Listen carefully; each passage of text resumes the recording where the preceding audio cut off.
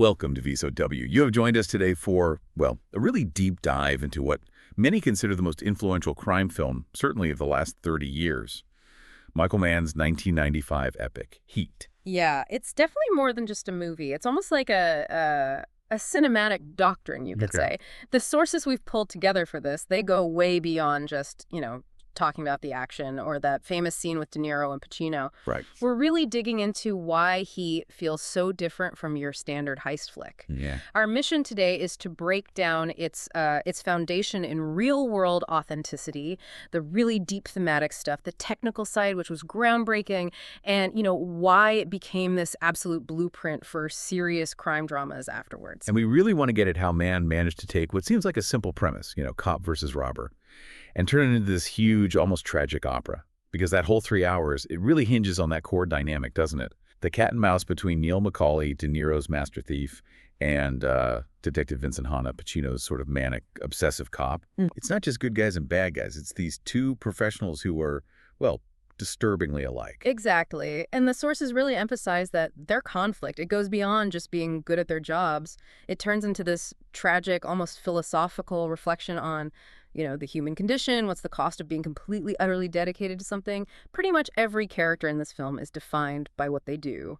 And the story explores what gets lost, what gets sacrificed, when the job is, everything. Okay, so one of the most maybe surprising things about Heat is just how much of it is based on reality. It feels so cinematic, but the whole engine behind it started with a true crime story, right? Where does that research begin? It really starts back in Chicago. Michael Mann developed this long-term relationship with a real detective, a guy named Chuck Adamson.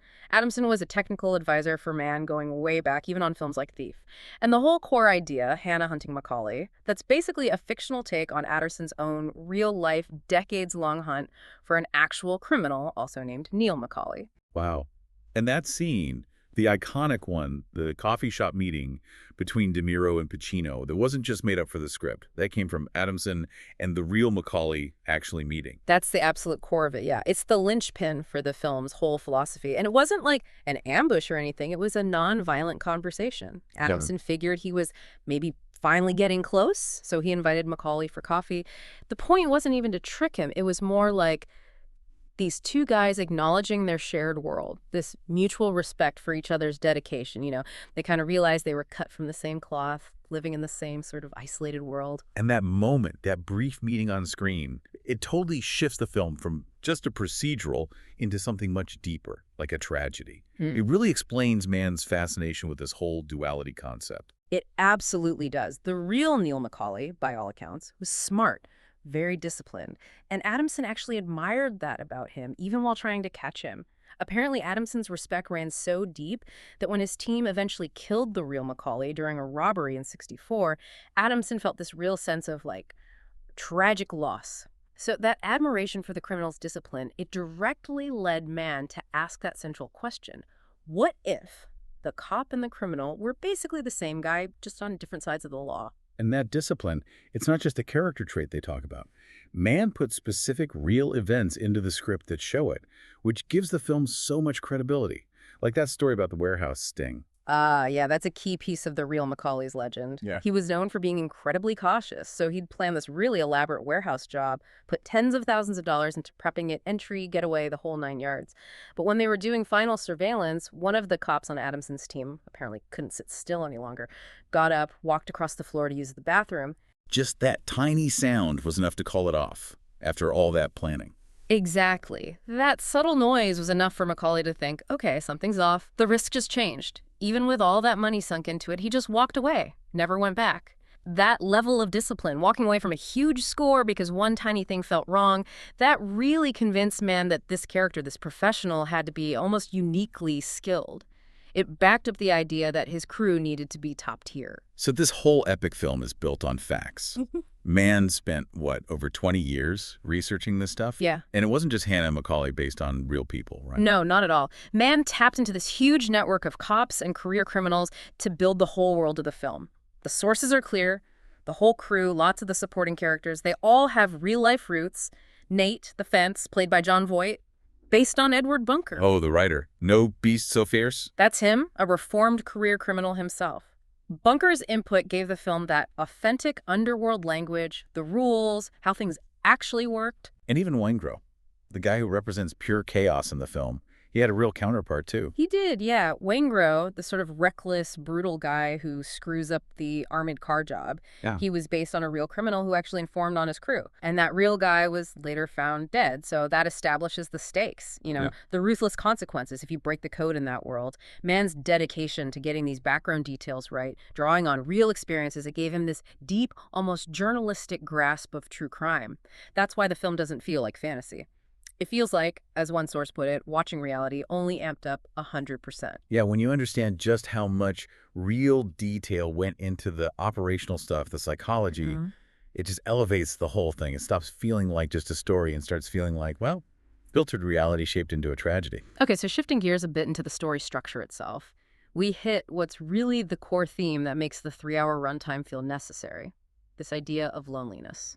Right, the argument being that heat, fundamentally, it's this sad, almost existential exploration of the isolation you feel when you dedicate your entire life to your job.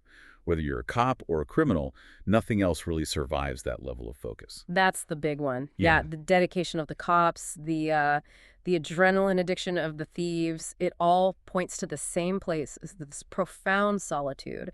And Mann uses Los Angeles itself, the city, as almost a character to drive this point home.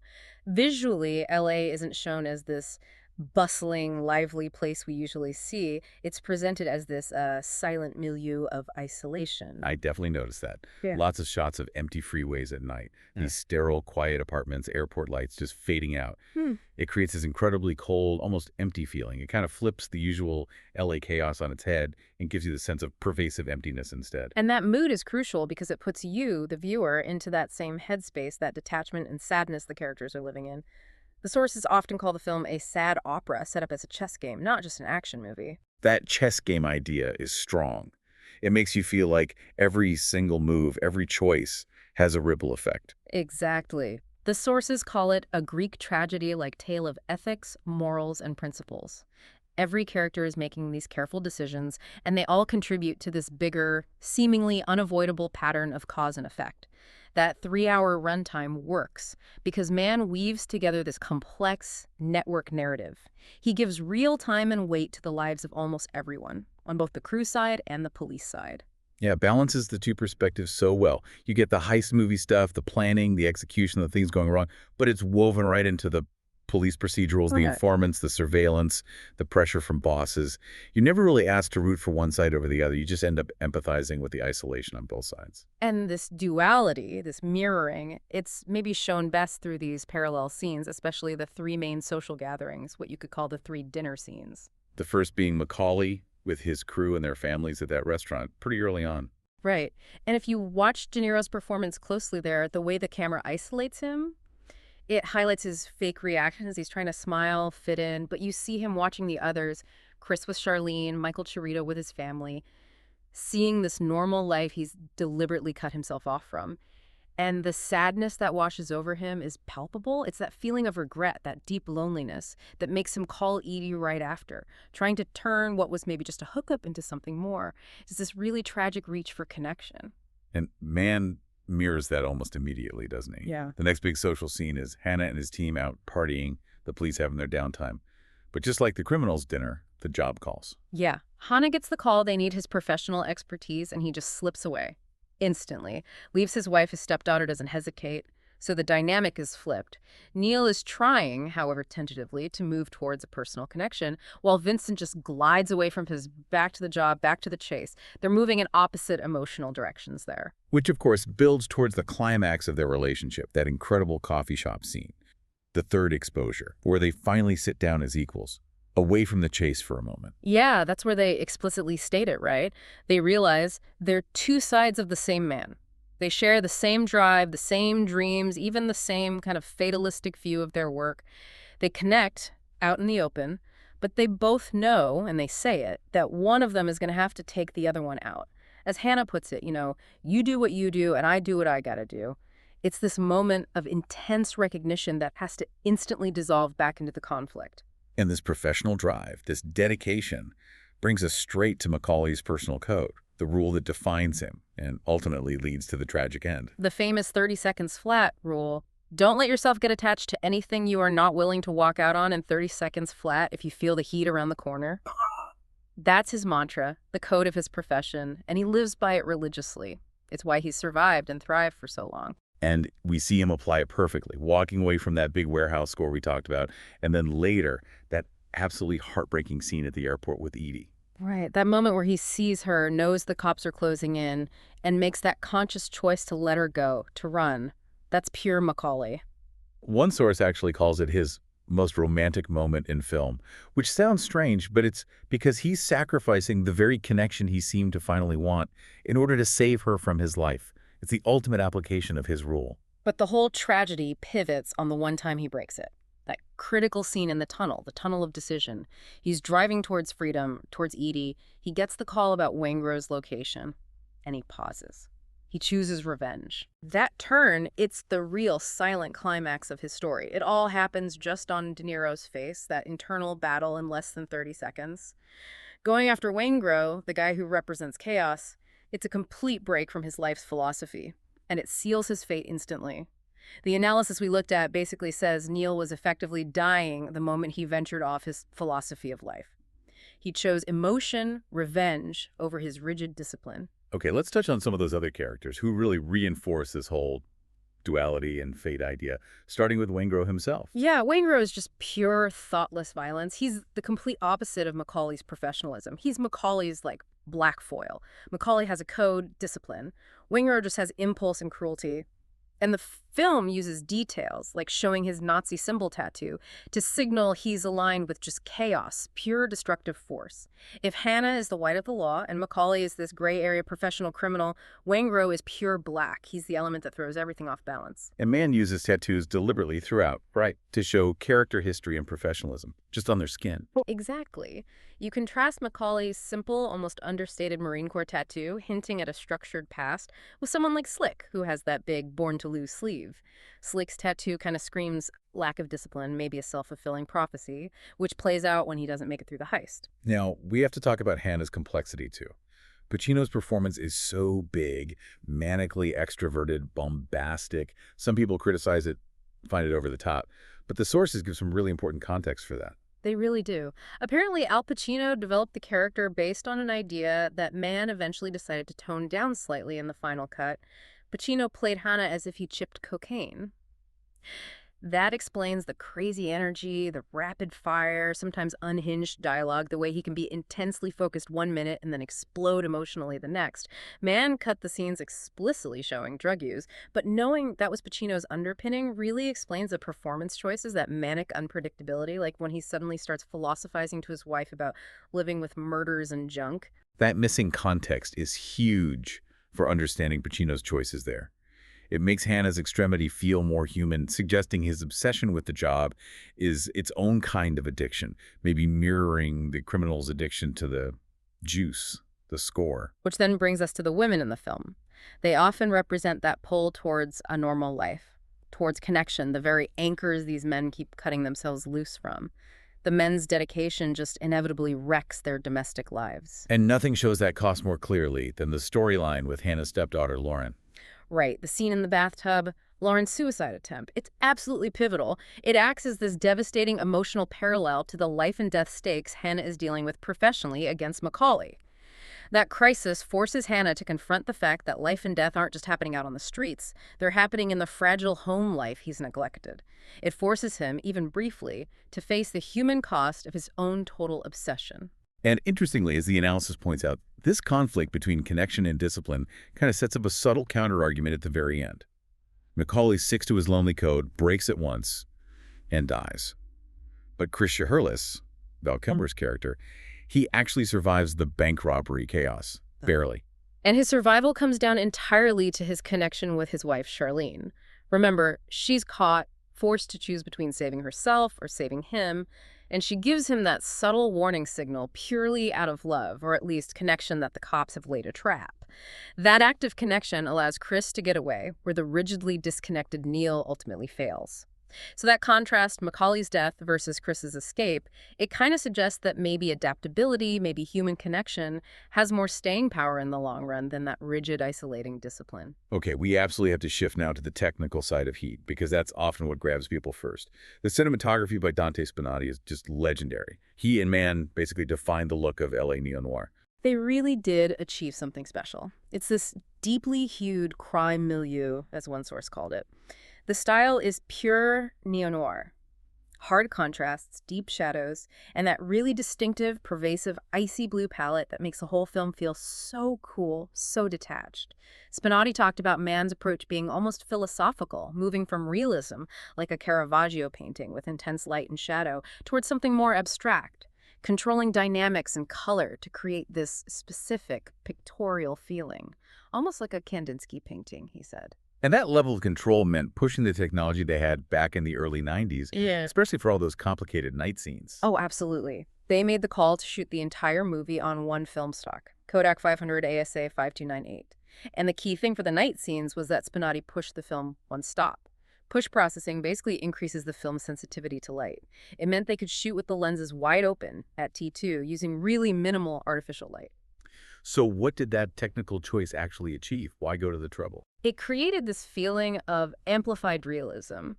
By relying more on the actual ambient light of LA, those harsh street lights, the glow from signs, that cold blue night sky, they reinforced the feeling that these characters lived in a real, often unlit world, not some perfectly lit movie set. The look is gritty, it's deep, and the film grain you get from pushing stock, especially in the anamorphic format they used, just added to that sense of authenticity. And beyond just capturing reality, Mann used some pretty advanced digital techniques for the time, especially for scenes needing impossible precision, like that romantic terrace scene with Macaulay and Edie looking out over the city lights. That scene is a technical marvel for its time. Mann wanted perfect sharpness, perfect focus on both the actors in the foreground and that huge panorama of LA lights stretching out behind them. Normally, getting that depth of field would require stopping the lens way down, needing tons of light, which would kill the mood. So what they did was shoot the dialogue against a green screen, but at the actual location. Then they digitally composited in two separate background plates that they'd shot earlier. 2 plates, why not just one? To maintain that perfect painterly look and sharpness, no matter how many takes the actors needed. They shot one plate of the city lights twinkling, filmed at 12 frames per second for a specific motion blur, and then another separate plate just of the night sky, shot at 4 frames per second to keep the stars pinpoint sharp. Combining those allowed them to keep the background perfectly crisp, moody, and dramatic, even if De Niro and Brenneman needed hours for the dialogue. It was just obsessive control, all serving the emotional truth of that moment.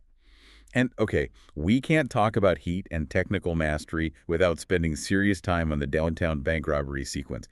It's pretty much universally called the best, most realistic shootout ever put on film. Yeah, and that's not really hyperbole. That sequence is just a masterclass in realistic choreography and sound design. It's so accurate that sources confirm the U.S. Marines actually used to show the clip to new recruits to teach fire and movement tactics, specifically a technique called bounding overwatch. Okay, break that down. What is bounding overwatch, and why is it so important that the criminals are using it perfectly? So bounding overwatch is fundamental military stuff. Basically, one part of your team moves forward, that's the bounding part, while the other part stays put and lays down covering fire, that's overwatch. Then they switch roles. It's the textbook way to advance under heavy fire. Seeing these criminals execute it flawlessly with that level of coordination and communication, it instantly tells you how incredibly competent and disciplined they are. They're not just thugs, they're operating at a very high tactical level. Which speaks volumes about Mann's preparation. Yeah. They didn't just wing it. They brought in real military guys to train the actors. They absolutely did. Mann hired military trainers, famously Mick Gould, who is ex-British SS. They drilled the actors on everything. How to handle the weapons realistically, how to move tactically, even the communicate, like that short, sharp shout of, "Go!" to coordinate the bounds. The crew moves and fights like a trained special ops team, which makes the threat they pose to Hannah and the police feel completely credible. And it's the little details that sell even more, right? Like Val Kilmer's character, Krisha Hurlis, doing that magazine change in the middle of the firefight. Oh, that moment is legendary among firearms folks. Taryn Butler, a top competitive shooter, pointed out it was basically the first time an actor showed a proper practical combat reload on screen.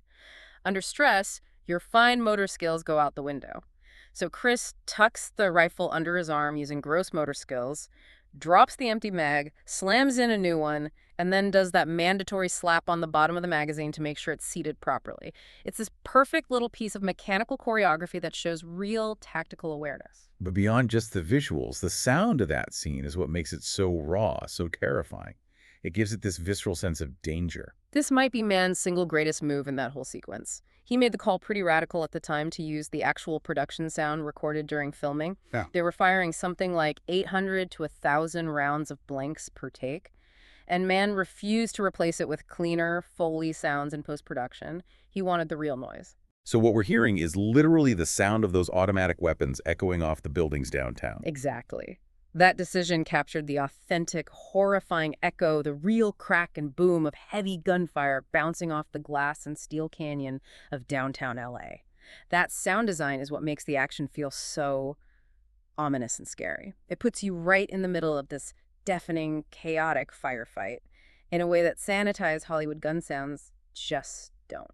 We should probably also mention Mann's general shooting style, which helped capture all this intensity and supported the actors. Yeah, the scale was huge. 106 different locations and sets, almost all shot practically on location around LA.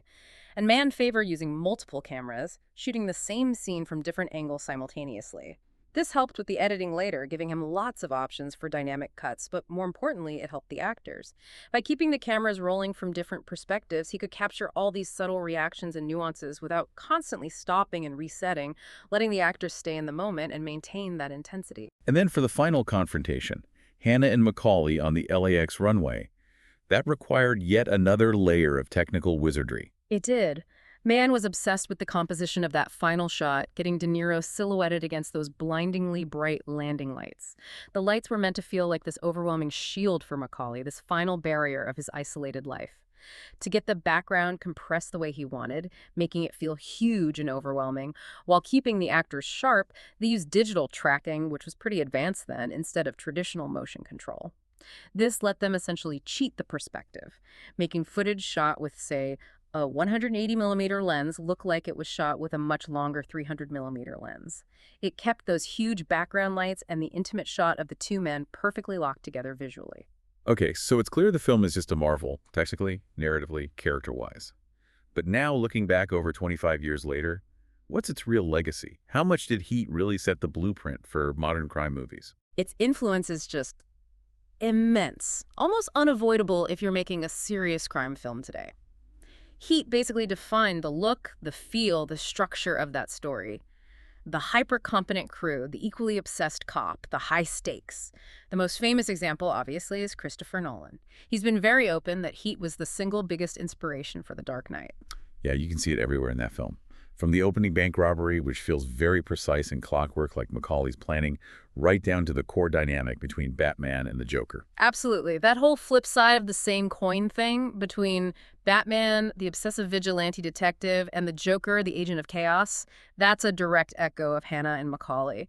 Nolan brilliantly took Mann's core themes, isolation, obsession, the cost of dedication, and translated them into the superhero world. And that success kind of opened the floodgates for a whole wave of imitators, what the sources sometimes call the man babies. Yeah, we've seen so many films borrow that structure, that aesthetic. Ben Affleck's The Town, 999, Den of Thieves, Guy Ritchie's Wrath of Man, even Michael Bay's Ambulance has echoes. The structure is just so solid that even a film like Den of Thieves, which one critic hilariously called the dumb man's Heat because it swaps the philosophy for more dirtbag machismo, still proves how strong that original blueprint is. It's interesting, too, how some of those later films tweak the themes to reflect newer anxieties. Oh, definitely. One really common thread you see in a lot of post-Heat crime films, especially after 9/11, is that the criminal crews are often explicitly made up of ex-military guys, people struggling after tours of duty, feeling displaced. You see it in 999, The Town. That element isn't really foregrounded in Heat, aside from maybe a quick mention of Hannah being a Marine. The sources suggest this trend reflects this ongoing anxiety about the legacy of America's forever wars, the skills learned in combat coming home often out of desperation. So the core idea, professional obsession leading to isolation, gets updated to tackle things like PTSD and the struggles of veterans. But the film's influence isn't just on other movies, right? It had real-world ripples, too. That's the final kind of chilling layer of its impact. It's been cited as inspiration, or at least a guideline, for actual robberies around the world. Most famously, the huge North Hollywood shootout back in 1997. The robbers' tactics, their heavy armor, their military-style movements, it seemed like they'd studied the movie's bank robbery scene. And like we mentioned, actual police and military units still use that shootout scene for tactical training, praising things like Kilmer's Reload for its accuracy.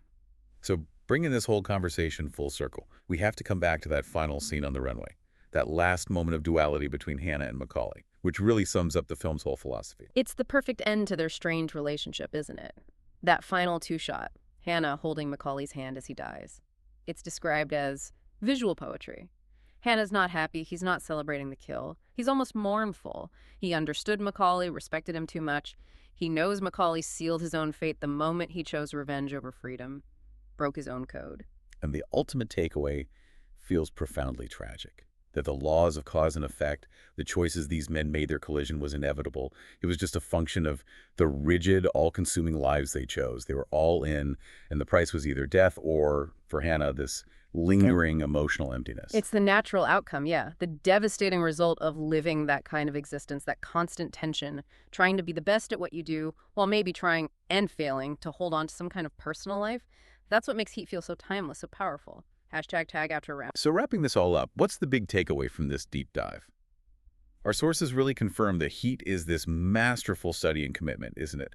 It digs deep into the isolating, often devastating consequences of being completely all in on your job, whether you're chasing criminals or robbing banks. Yeah, it's about the brutal cost of trying to achieve perfection in one single consuming area of your life. But while the film is so defined by Macaulay and his 30 seconds flat rule and his death when he finally breaks it, there is that subtle counterpoint we talked about. If Macaulay dies the moment he chooses revenge, what about Chris Hurley's? He made it out. Right, and his survival came down entirely to Charlene, his wife. Her warning, that active connection, even a complicated one, saved him. And maybe that's the final provocative thought the film leaves you with.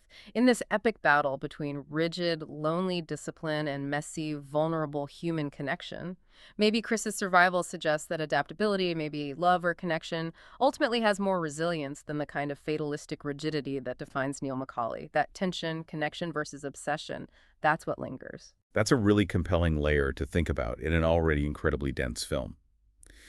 Well, if you enjoy this deep dive into the reality, the themes, and the technical brilliance behind Heat, please do take a moment to subscribe, like this discussion, and leave a comment. We'd love to hear what detail or character moment from the film resonates most with you. Thank you for listening to VSOW.